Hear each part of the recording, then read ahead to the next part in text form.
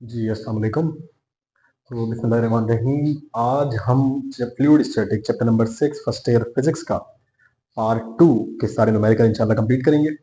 First part के अंदर हमने न्यूमेरिकल नंबर 1 से लेकर न्यूमेरिकल नंबर 5 को कंप्लीट कर दिया। आज हम न्यूमेरिकल नंबर 6 से स्टार्ट कर रहे हैं और न्यूमेरिकल नंबर 10, 11 जितने भी न्यूमेरिकल बुक में लिखे हुए हैं वो सारे इंशाल्लाह आज हम कवर करेंगे। तो आज शुरू करते हैं। तो हमारे पास न्यूमेरिकल नंबर 6 है। कह रहे हैं a canal gate is 20 metre wide and 10 metre deep. Calculate the thrust acting on it, assuming that the water in the canal is in level with the top of a gate. Density of water is 1000 kg per meter cube. अब इसको आप इस तरीके से समझिए कि मान लीजिए कि हमारे पास एक कैनाल है जिसके अंदर यहां टॉप तक पानी भरा हुआ है।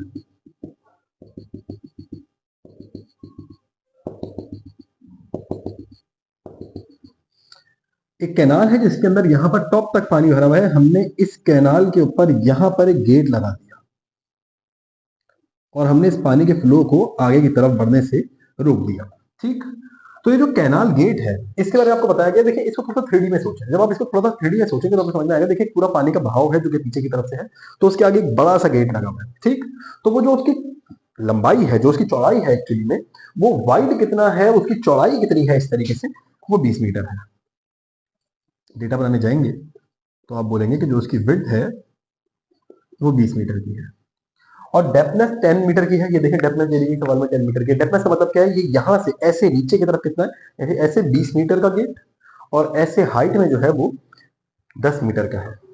जो आप समझ लीजिए कि उसकी जो हाइट है यानी कि जो डेप्थनेस है वो कितनी है, 10 मीटर की है।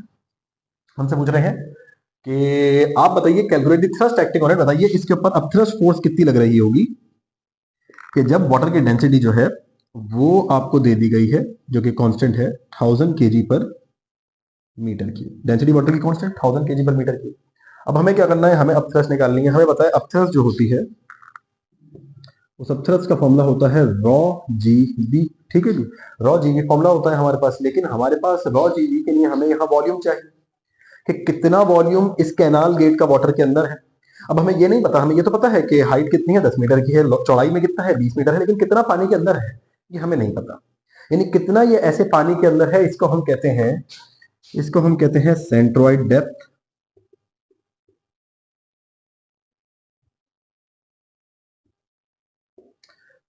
तो इस तरफ ये पानी के अंदर कितना है, इधर से ये कितना पानी के अंदर है, ये हमें नहीं पता। तो हमें इसके लिए निकालनी पड़ेगी इसकी सेंट्रोइड डेप्थ। अब सेंट्रोइड डेप्थ कैसे निकालते हैं, आप समझ लीजिए। सेंट्रोइड डेप्थ जो निकलेगी वो निकलेगी जितनी डीप है, ये कितना डीप है, 10 मीटर डीप है, उसको डिवाइडेड बाय 2 करके। जितनी डेप्थनेस है, ये ज्योमेट्री का फॉर्मूला है। जितनी आप समझ लें हाइट रहती है किसी ऑब्जेक्ट की, अगर उसकी सेंट्रोइड डेप्थ निकालनी हो तो उसके लिए हम हाइट को 2 से डिवाइड कर देते हैं। तो जो सेंट्रोइड डेप्थ निकल कर आएगी वो आएगी 10/2 यानी कि 5 मीटर। तो हमें सेंट्रोइड डेप्थ भी मिल जाएगी कि भाई इतनी डेप्थ यानी इतनी डेप्थनेस जो है वो पानी के अंदर है। अब हमें अपथ्रस्ट के लिए डेंसिटी, ग्रेविटी और वॉल्यूम, ये 3 चीजें चाहिए। तो हम बोलेंगे वॉल्यूम तो अब हम निकाल लेंगे। कैसे निकालेंगे वॉल्यूम, हम बोलेंगे वॉल्यूम का फॉर्मूला होता है length multiply by breath multiply by height. तो हम बोलेंगे लेंथ यानी कि लंबाई, यहां पर जो लंबाई है वो कितनी है, वो है 20 मीटर की, मल्टीप्लाई बाय ब्रेथ। ब्रेथ यानी कि वो अंदर की जानिब कितना है, तो अंदर की जानिब वो 5 मीटर है। और हाइट यानी कि हाइट कितनी है, कितना डीप है, वो हमें बता दिया कि 10 मीटर। तो अब हम क्या करेंगे, ये देख लो, लेंथ यानी कितना चौड़ाई में गेट है, तो 20 मीटर की चौड़ाई थी गेट की। डेप्थनेस कितनी थी, कितना पानी के ऐसे अंदर की तरफ था, वो 10 मीटर का था। और सेंट्रोइड डेप्थ जो हमने निकाली यानी आप उस गेट की ब्रेथ जिसको कह लेंगे, तो वो जो है आपके पास वो 5 मीटर की। अब जरा इसको मल्टीप्लाई कर लें तो आप बोले 20 10 200 200 5 1000 मीटर क्यूब की हमारे पास क्या निकल कर आ गई, 1000 मीटर क्यूब का हमारे पास इस कैनाल गेट का वॉल्यूम निकल कर आ गया। अब क्योंकि हमने अपथ्रस्ट फोर्स निकालनी है तो अपथ्रस्ट फोर्स का फॉर्मूला होता है रॉ जी वी। तो हम बोलेंगे ग्रेविटी यानी कि डेंसिटी जो है वो है 1000। ग्रेविटी को हम रख लेंगे 9.8 और वॉल्यूम भी हम रख लेंगे 1000 और आंसर हमें कुछ मिल जाएगा 9.8 exponent 6 Newton. 9.8 exponent 6 Newton. Book में देखते हैं आंसर क्या लिखा हुआ है। बुक लिख रही है 9.8 exponent 4 Newton, which is incorrect, correct answer is 9.8 exponent 6 Newton. तो ये देख लीजिए, ये हमारे पास न्यूमेरिकल नंबर 6 का सॉल्यूशन है। कर लीजिए इसको जल्दी से।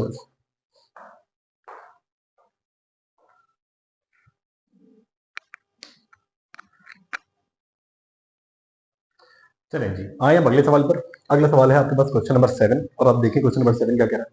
क्वेश्चन नंबर 7 कह रहा है a tank 4 metre long, 3 metre wide and 2 metre deep is filled to the brim with paraffins, density 800 kg per meter cube.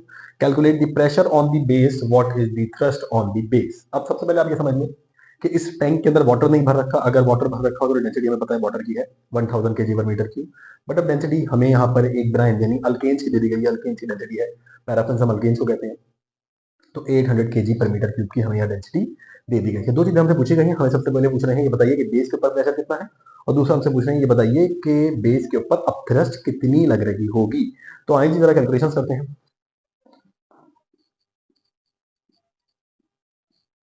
तो हम बोलेंगे कि हमारा जो टैंक है उसकी जो लंबाई है वो 4 मीटर है, जो चौड़ाई है वो 3 मीटर है, और जो डेप्थनेस यानी कि जो हाइट है वो 2 मीटर है। ठीक है।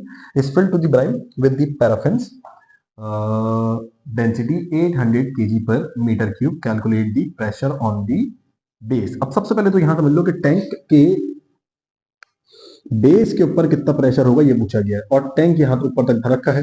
तो हमें चाहिए ये वाली हाइट, क्योंकि हमें पता है कि हमें प्रेशर निकालने के लिए हमें दो चीजें पूछी गई है ना, एक प्रेशर पूछा गया है और एक अपथ्रस्ट पूछी गई है। हमसे पूछ रहे हैं ये बताइए बेस के ऊपर प्रेशर कितना होगा। तो हम बोलेंगे बेस के ऊपर प्रेशर निकालना तो बड़ा आसान, कैसे निकालेंगे आप। हम ये कहते हैं फ्लूइड स्टैटिक्स के अंदर कि जितना ज्यादा आप फ्लूइड के अंदर हाइट पर यानी कि डेप्थनेस को कवर करते हुए नीचे की जानिब जाते जाएंगे, उतना ज्यादा आपके पास प्रेशर बढ़ता जाएगा। जितना ज्यादा आप किसी भी फ्लूइड में नीचे की जानिब जाएंगे, स्पेसिफिकली लिक्विड की बात कर रहा हूँ, तो जितना ज्यादा आप लिक्विड में नीचे की तरफ जाते जाएंगे उतना ज्यादा आपके ऊपर प्रेशर इंक्रीज कर रहा होगा। विच मीन दैट के height increases pressure will also increases. तो प्रेशर का फॉर्मूला होता है रॉ जी एच। ठीक। तो हम बोलेंगे डेंसिटी हमें पैराफिन्स की दे दी गई थी 800, ग्रेविटी को हम यहाँ पर 10 ले लेते हैं क्योंकि बुक ने जैसा आंसर लिखा वो 10 से ही ऑब्टेन हो सकता है। हाइट कितनी लेंगे हम, हाइट ले लेंगे हम तकरीबन, हमें कितनी हाइट दी गई है 2 मीटर की। तो हम बोलेंगे pressure is equal to 8 to 16 1600, 1600 को 10 से मल्टीप्लाई करेंगे आ जाएगा 16,000 न्यूटन या 16,000 पास्कल्स। ठीक है, न्यूटन पर मीटर स्क्वायर लिख लें या 16,000 पास्कल्स लिख लें।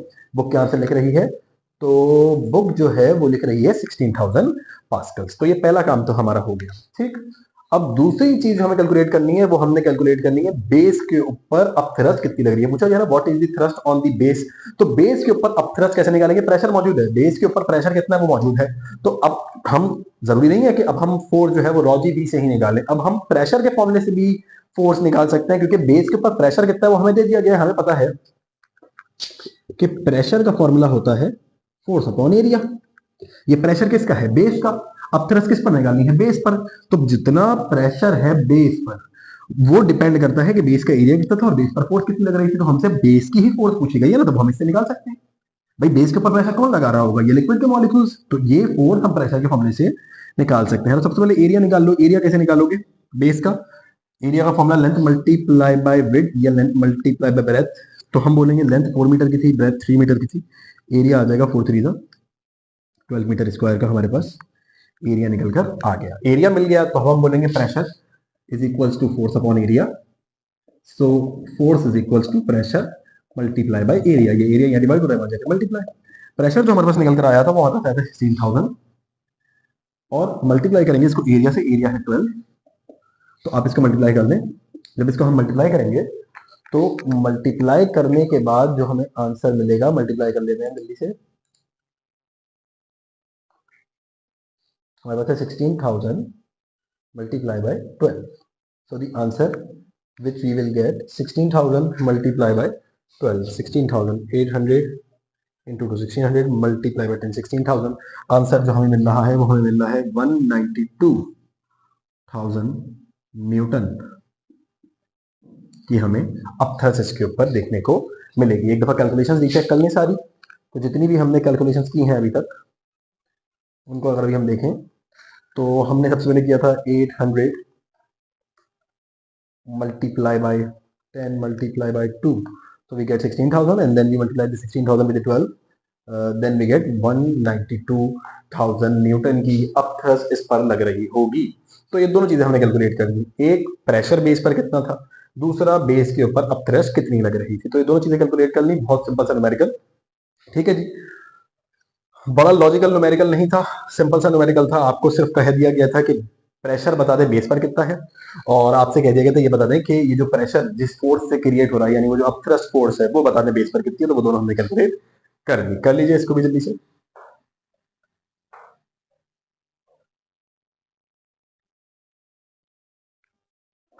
चलिए आइए न्यूमेरिकल नंबर 8 के ऊपर। न्यूमेरिकल नंबर 8 सॉल्व करते हैं। न्यूमेरिकल नंबर 8 कह रहा है A rectangular boat is 4 meter wide, 8 meter long and 3 meter deep. ठीक है। How much water will it displace if the top stays 1 meter above the water? सही है। आप समझ लें कि इस तरीके से हमारे पास एक अदद कोई लेक समझ लें आप, कोई ऐसी जगह समझ लें जहाँ पर पानी ठहरा हुआ है, उस जगह पर हमने एक अदद बोट प्लेस कर दी। ठीक है जी। अब ये कह रहे हैं कि वो जो बोट है, उस बोट की जो लेंथ है वो 4 मीटर है, जो ब्रेथ है, सॉरी, लेंथ जो है वो 8 मीटर है, जो ब्रेथ है वो 4 मीटर है, और जो हाइट है वो 3 मीटर है। कह रहे हैं how much water will it displace if the top stage 1 metre above. अब मैं कहूं कि अगर टॉप 1 मीटर अबव है तो कितना हाइट बोट का पानी के अंदर है। तो बहुत सिंपल, 3 मीटर की टोटल हाइट थी, 1 मीटर पानी के ऊपर है, तो यानी 2 मीटर पानी के नीचे है। अब कितना वाटर का वॉल्यूम डिस्प्लेस होगा, जितना बोट का वॉल्यूम होगा। तो बोट का वॉल्यूम कितना होगा, हम बोलेंगे 8 multiply by 4 multiply by 2, then 4 8 जा 32, 32 2 जा 64 मीटर क्यूब का वाटर का वॉल्यूम डिस्प्लेस होगा। पहला आंसर तो हमने ऐसे निकाल लिया, how much water will it displace if the top stage 1 metre above. उसके बाद कह रहे हैं, ये तो बहुत सिंपल था, कह रहे हैं what load will the boat contain under these conditions if the empty boat weight is 8.6 exponent 4 newton at dry rock. समझ लो, ये जो खाली बोट है ना, इसका सिर्फ खाली बोट का वेट नीचे जो है ना, वो इतना है। कितना, ये जो यहां पर हमें लिख के दिया गया है 8.6 एक्सपोनेंट 4, तो ये खाली बोट का वेट है। सही, मैं कह रहा हूं कि इसके ऊपर मैं कितना लोड और रख दूं कि ये बोट वाटर के ऊपर ही स्टे करे। मैं इसके ऊपर कितना लोड और रख दूं कि ये बोट जो है ये वाटर के ऊपर ही स्टे करे। तो ये डिपेंड करता है कि इसके ऊपर अपथ्रस्ट फोर्स कितनी लग रही है। सबसे पहले मुझे, क्योंकि यहां पर देखो दो फोर्सेज हो गई, एक तो वेट ऑफ लोड हो गया, एक वेट ऑफ लोड होगा वो भी डाउनवर्ड, एक एम्प्टी बोट का वेट वो भी डाउनवर्ड, और सिर्फ ऊपर लगने वाली एक ही फोर्स जिसका नाम है अपथ्रस्ट फोर्स। तो अपथ्रस्ट फोर्स, अब यहां पर यकीनन हो क्या रहा होगा, यहां पर वो जो हमारी अपथ्रस्ट फोर्स होगी वो बराबर होगी वेट ऑफ लोड के plus weight of empty boat के। इन दोनों को सम करो तो उतनी अपथ्रस्ट फोर्स ऊपर लगनी चाहिए, इसको यहीं पर रोक के रखने के लिए। हाँ, समझ रहे हैं। सबसे पहले निकालेंगे अपथ्रस्ट फोर्स। तो अपथ्रस्ट फोर्स कैसे निकालें। अब इस सवाल में एक चीज और नोट करो, वो ये कि इस सवाल में तुम्हें वेट डेंसिटी ऑफ वाटर दी गई है। अब ये वेट डेंसिटी क्या होती है, देखो एक नॉर्मल डेंसिटी जब हम किसी चीज की निकालते हैं तो वो होता है मास अपॉन वॉल्यूम। बट इस नॉर्मल डेंसिटी के अंदर ही अगर हम ग्रेविटी को भी मल्टीप्लाई कर दें तो ये बन जाता है वेट डेंसिटी। यानी अगर ग्रेविटी को ही हम इधर मल्टीप्लाई कर देंगे तो हमारे पास बन जाएगा वेट डेंसिटी। अगर इसका यूनिट बनाए तो क्या बनेगा, ग्रेविटी का यूनिट न्यूटन पर, ग्रेविटी का यूनिट अगर हम बनाना चाहें तो ग्रेविटी का यूनिट होगा मीटर पर सेकेंड स्क्वायर। सही, और साथ में मास का यूनिट रहेगा आपके पास केजी, और आपके पास वॉल्यूम का यूनिट रहेगा मीटर क्यूब।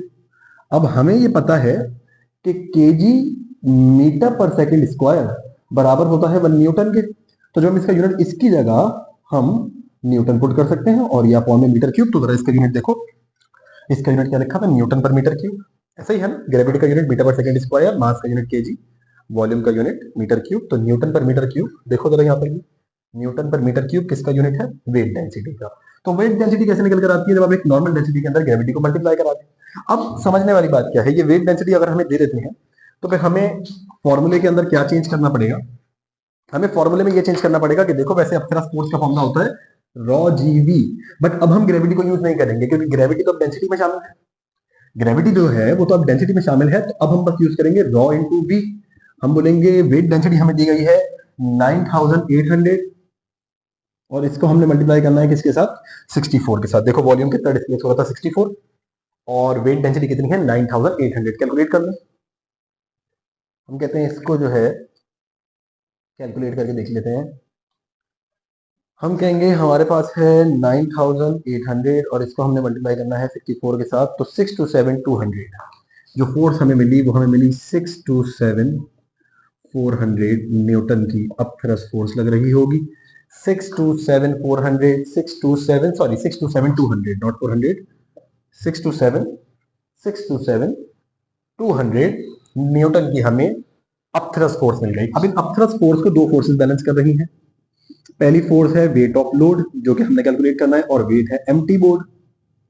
तो वेट ऑफ एम्प्टी बोर्ड की अगर वेट ऑफ लोड निकालना है तो क्या करेंगे, अब थ्रस्ट में से माइनस करेंगे वेट ऑफ एम्प्टी बोर्ड को और निकल कर आएगा वेट ऑफ लोड। तो वेट ऑफ लोड निकालने के लिए हम बोलेंगे 627 इंटू 200 माइनस ये 8.60 एक्सपोनेंट 4 था ना, तो इसको यहां रख लेते हैं 1 2, चलो पहले पॉइंट्स में लिख लेते हैं 6.60 एक्सपोनेंट 4 8.60 एक्सपोनेंट 4 देन 627,200 आप डायरेक्ट कैलकुलेटर से इसको परफॉर्म कर लें 860 0 0 1 2 3 4 ऐसा ही होगा 1 2 3 4, तो ये हो जाएगा 8.6 एक्सपोनेंट 4। दोबारा से जो हमारे पास वैल्यू ऑब्टेन हुई है इसमें से हम माइनस कर देते हैं 86,000 देन वी विल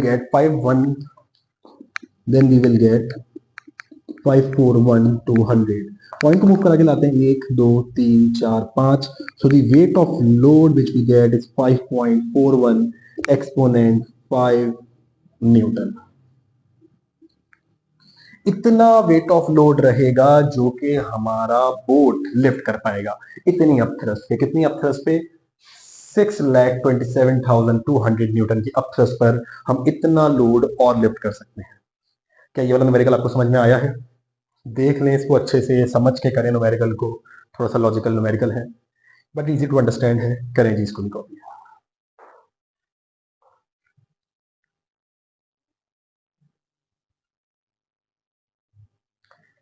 चलेंगे अब आ जाए जरा क्वेश्चन नंबर 9 के ऊपर।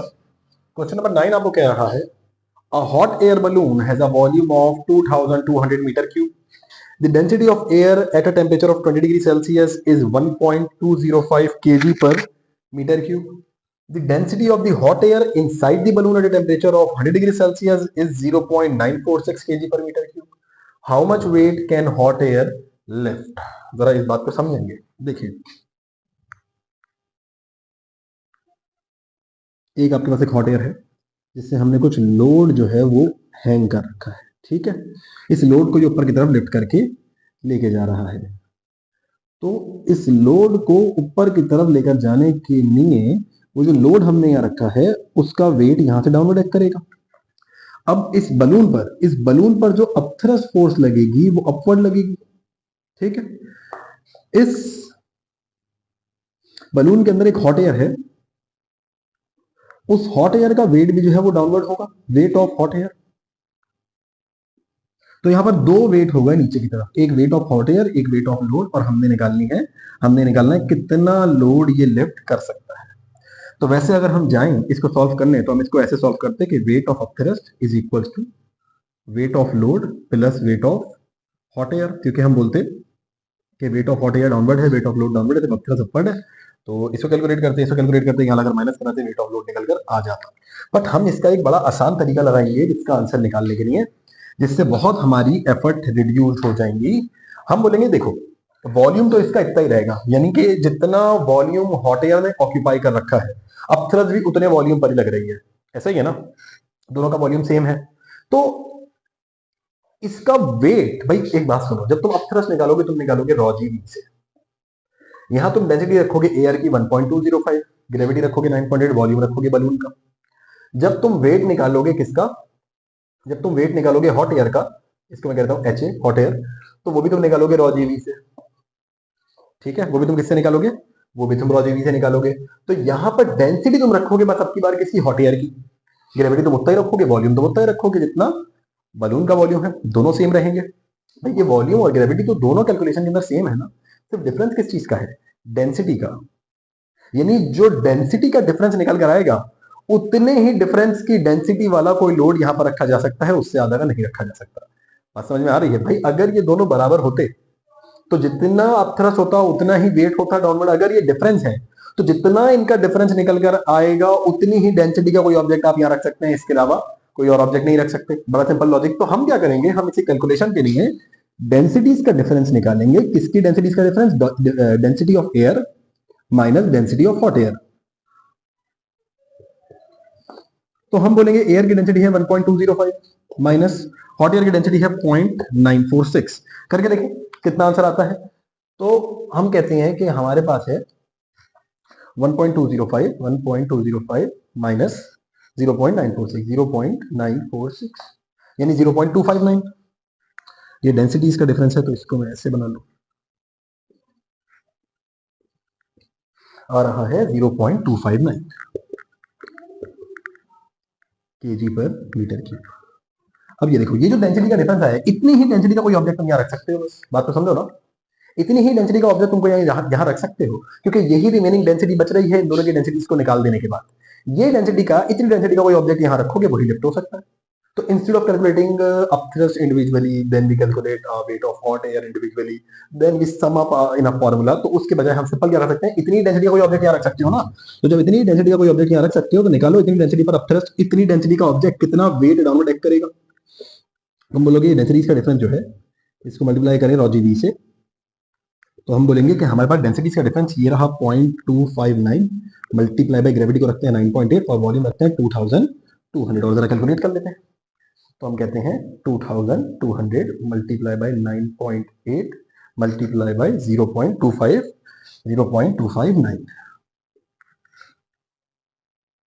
0.259। एक मिनट, कुछ हम कहते हैं 2200 multiply by 0.259 then multiply bye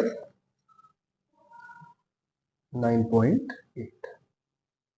तो हमारे पास जो वैल्यू ऑब्टेन हो रही है वो हो रही है, यहां देखो, इसको इरेज कर दो।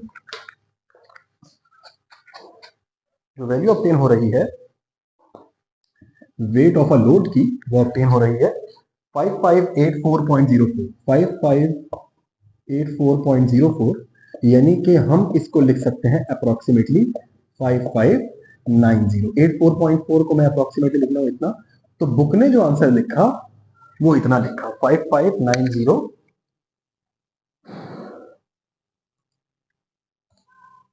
5590 न्यूटन। क्यों? बुक भी नहीं कह रही कि आप पूरी कैलकुलेशन साथ करो, यानी कि पहले आप अपथ्रस्ट अलग निकालो, फिर वेट ऑफ हॉट एयर अलग निकालो, फिर उसको अपथ्रस्ट से माइनस करो, फिर वेट ऑफ लोड निकालो। बुक तो कह रही है डेंसिटीज का डिफरेंस निकालो, जो रिमेनिंग डेंसिटी होगी वो किसकी होगी, इस ऑब्जेक्ट की।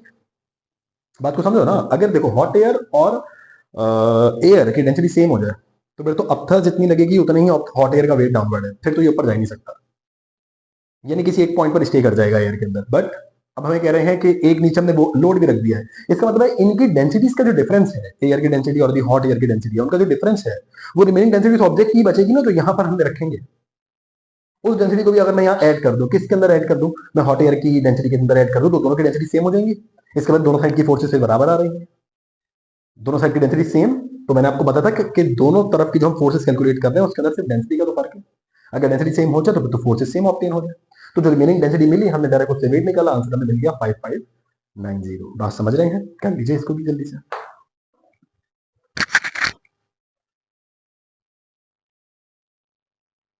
चलिए जी आए, अब जरा इसको देखें क्वेश्चन नंबर 10 को। क्वेश्चन नंबर 10 कह रहा है a spherical balloon has a radius of 7.15 metre and is filled with helium। ठीक है।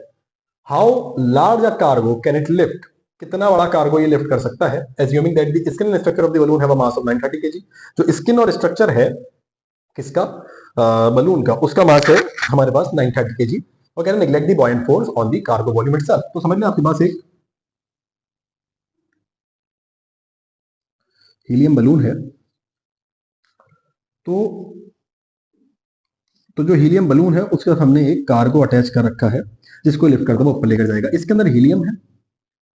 अब मैं बोलूंगा कि ये जो हीलियम है, इसका जो वेट होगा वो भी यहां से डाउनवर्ड एक्ट करेगा, वेट ऑफ हीलियम। जो स्किन और स्ट्रक्चर का वेट होगा वो भी यहां से डाउनवर्ड एक्ट करेगा, यानी स्किन एंड स्ट्रक्चर बस मैं स्क्वेस लिख देता हूँ। Weight of skin and structure वो भी डाउनवर्ड एक्ट करेगा, जो लोड यहाँ पर आपने कार्गो लगाई होगी उसका वेट भी यहाँ से डाउनवर्ड एक्ट करेगा, और सिर्फ एक ही फोर्स होगी जो अपवर्ड एक्ट करेगी, वो होगी अपथ्रस्ट। तो होना यहाँ पर कुछ ऐसा चाहिए कि इस अपथ्रस्ट को तीन फोर्सेस को बैलेंस करना चाहिए, एक weight of helium, weight of structure और वेट ऑफ लोड। अब हम इसको सॉल्व कैसे करेंगे? हम नहीं चाहते कि हम तीनों को अलग अलग वेट निकालें और हम सबट्रैक्ट करें, काफी लंबा सॉल्यूशन बनेगा। हम ये करते हैं, सबसे पहले तो इस बलून का वॉल्यूम निकालें कि इस बलून का वॉल्यूम कितना होगा। इस बलून का रेडियस आपको दे दिया गया, आपको कह दिया गया कि आप इसको कंसिडर कर लें कि ये स्फेरिकल है, आपको वो दे दिया गया 1.5 मीटर, और आपको कह रहे हैं कि आप वॉल्यूम निकालें। तो वॉल्यूम का फॉर्मूला कितना होता है? किसी भी स्फेरिकल ऑब्जेक्ट के वॉल्यूम का फॉर्मूला 4/3 पाई आर क्यूब। पाई है, पाई की वैल्यू आप पुट कर देंगे 7.15, आपको रेडियस दे दिया गया है, पाई आप रख देंगे 3.142, आर आपको दिया गया 7.15, उसको आपने यहाँ रखा। उसके बाद आप इसको कैलकुलेट कर लें। तो जब आप इसको कैलकुलेट करने जाएंगे कैलकुलेटर में, तो आप इसको कैलकुलेट करेंगे 7.15 का 7.15 का cube multiply by 3.142 multiply by 4/3। So the answer which we get is 1527.48 1527.48 metre cube का वॉल्यूम, जिसको हम तकरीबन ले सकते हैं, अप्रोक्सीमेटली हम इसको कह सकते हैं 1530, 27.48 को 30 लिख दो, मीटर क्यूब का आपके पास वॉल्यूम निकल कर आ रहा है। ये वो वॉल्यूम है जो कि इस पर एक्ट कर रहा है। अच्छा, अब फिर वो लॉजिक लगाते हैं। देखो, एक तो हीलियम की डेंसिटी तो डाउनवर्ड है, और एक अपथ्रस्ट है उस एयर की जिसकी डेंसिटी अपवर्ड है, मतलब जिसकी फोर्स की डायरेक्शन अपवर्ड है, और हीलियम की डाउनवर्ड है। अब मैं फिर वही वाली बात करूंगी। देखो, हीलियम की भी कुछ ना कुछ देखो, पहले मैं बात करता हूँ अपथ्रस्ट। जब अपथ्रस्ट निकालेंगे रॉ जी बी, इससे ही निकालेंगे। जब थ्रस्ट निकालेंगे तो हम निकालेंगे रॉ जी बी, यहाँ पर डेंसिटी रखेंगे जी की, ग्रेविटी वही, वॉल्यूम वही, ग्रेविटी भी 9.8 आएगी, वॉल्यूम इस बलून का ही आएगा। फिर वेट ऑफ हीलियम निकालेंगे डाउनवर्ड, तो उसमें डेंसिटी रखेंगे हीलियम की, ग्रेविटी वही, वॉल्यूम वही, नहीं वापस वही रखेंगे। तो फर्क सिर्फ दोनों में किस चीज का है? फर्क सिर्फ दोनों में डेंसिटीज का है। तो जो रिमेनिंग डेंसिटी बचेगी ना, इन दोनों के डेंसिटी के डिफरेंस है, वो दो चीजें होल्ड कर रही है यहाँ पर। एक वो इस स्किन और स्ट्रक्चर का वेट होल्ड कर रही है, और दूसरा जो वो होल्ड कर रही है वो वेट ऑफ लोड होल्ड कर रही है। बाकी इनके जो डेंसिटीज का डिफरेंस है। तो इनकी डेंसिटीज का डिफरेंस कैसे निकालें? हमें पता है कि डेंसिटी ऑफ एयर है हमारे पास 1.205, अभी पिछले सवाल में आपने सॉल्व किया, केजी पर मीटर क्यूब, और डेंसिटी ऑफ हीलियम जो है वो है हमारे पास कितना? वो है 0.18 केजी पर मीटर क्यूब। तो अगर मैं डेंसिटीज का डिफरेंस निकालूं, तो डेंसिटीज का डिफरेंस निकलेगा density of air minus density of helium. Density of air है 1.205 माइनस 0.18, इसको माइनस करते हैं। तो जब इसको माइनस करेंगे तो आंसर हमें मिलेगा तकरीबन कितना? आंसर हमें मिलेगा अप्रोक्सीमेटली 1.02। 1.02, हम 0.18 को माइनस करेंगे, इसमें हमसे आंसर मिलेगा 1.02 केजी पर मीटर क्यूब। ये डेंसिटीज का डिफरेंस है दोनों पर। अब इस डेंसिटी के डिफरेंस से मैं देखता हूँ ये टोटल मास कितना होल्ड कर सकता है। किस किस का मास होल्ड करना है इसने? इस कार्गो का और इस स्ट्रक्चर का। तो मैं कहूंगा कि जब मुझे ये मालूम करना है कि इतनी डेंसिटी पर कितना मास उठाया जा सकता है, तो मुझे पता है कि मास के थ्रू, डेंसिटी के थ्रू मास कैसे निकालते हैं। पता है मास बराबर होता है डेंसिटी मल्टीप्लाई बाय वॉल्यूम के, ये तो हमें पता है ना। मास multiply by density multiply by volume mass के बराबर होता है। अरे भाई, डेंसिटी बराबर होती है मास अपॉन वॉल्यूम के ना, तो मास बराबर होगा डेंसिटी मल्टीप्लाई बाय वॉल्यूम के। तो मास निकालने के लिए कितना मास ये और एडिशनली होल्ड कर सकता है इतनी रिमेनिंग डेंसिटी के ऊपर, तो हम करेंगे 1.02 को मल्टीप्लाई बाय वॉल्यूम। वॉल्यूम कितना आया था हमारे पास? वॉल्यूम आया था 1530। तो मास जो इससे निकल कर आ रहा है 1.02 मल्टीप्लाई बाय 1530 अगर हम करें, तो जो मास निकल कर आएगा वो तकरीबन निकल कर आएगा 1560 केजी। इतना मास अपथ्रस्ट और हीलियम के वेट को छोड़कर ये और होल्ड कर सकता है। सही। अब इसके अंदर वो वाला मास भी शामिल है जो स्ट्रक्चर का है, और वो वाला मास भी शामिल है जो लोड का है। अगर मुझे सिर्फ मास ऑफ लोड निकालना हो, तो देखो ये जो टोटल मास है ना, ये बराबर होगा mass of load plus mass of structure के। तो अगर मुझे मास ऑफ लोड निकालना हो, तो मैं टोटल मास में से मास ऑफ स्ट्रक्चर को माइनस करूं तो मास ऑफ लोड निकल कर आ जाएगा। तो मास ऑफ लोड जो ये होल्ड कर सकता है, टोटल मास जो ये उठा सकता है वो 1560 है, माइनस जो मास ऑफ स्ट्रक्चर हमें सवाल में दिया गया है वो 930 है। तो मैं बोलूंगा कि 930 केजी का तो स्ट्रक्चर माइनस करो ना, ये मास भी तो इसमें शामिल है, क्योंकि जो हमने डेंसिटीज का डिफरेंस निकाला है वो हमने निकाला है सिर्फ किसका, वो हमने निकाला है अपथ्रस्ट और हीलियम का, यानी एयर और हीलियम का, बाकी ये दोनों तो बचे हुए हैं। यानी इतनी डेंसिटी से जो मास बनेगा वो इन दोनों का होगा, इस रिमेनिंग डेंसिटी से जो मास बनेगा वो इन दोनों का होगा। मास के थ्रू, डेंसिटी के थ्रू मास ऐसे निकाला जाता है, mass is equal to density multiply by volume. इन दो फोर्सेस के अलावा ये जो मास हमने निकाला है इसमें इन दो का मास आएगा, किसका, एक लोड का और एक स्ट्रक्चर का। तो वो हमने किया, जरा इसको माइनस कर लेते हैं। 1560 माइनस 930, 1560 माइनस 930, तो हमें मिलेगा 630। तो ये तकरीबन मास जो होल्ड कर सकता है वो 630 केजी का कर सकता है। अगर किसी को ये वाला कॉन्सेप्ट क्लियर नहीं है तो एक बात मेरी गौर से सुने, देखें, मास फ्लूइड स्टैटिक्स में हमने पढ़ा कि मास हम डेंसिटी से कैलकुलेट कर सकते हैं, या वेट हम डेंसिटी से कैलकुलेट कर सकते हैं। तो जब मास हमें डेंसिटी के थ्रू निकालना हो तो फॉर्मूला होता है डेंसिटी मल्टीप्लाई बाय वॉल्यूम। अब ये जो मास हमने इस डेंसिटी से निकाला है, ये वो रिमेनिंग डेंसिटी है जो इसको और इसको माइनस करके आई है, तो यानी ये रिमेनिंग डेंसिटी इन दोनों की होगी। तो यानी इस मास से भी जो मास आएगा वो इन दोनों का होगा, क्योंकि जब डेंसिटी इन दोनों की है तो मास भी इन दोनों का आएगा।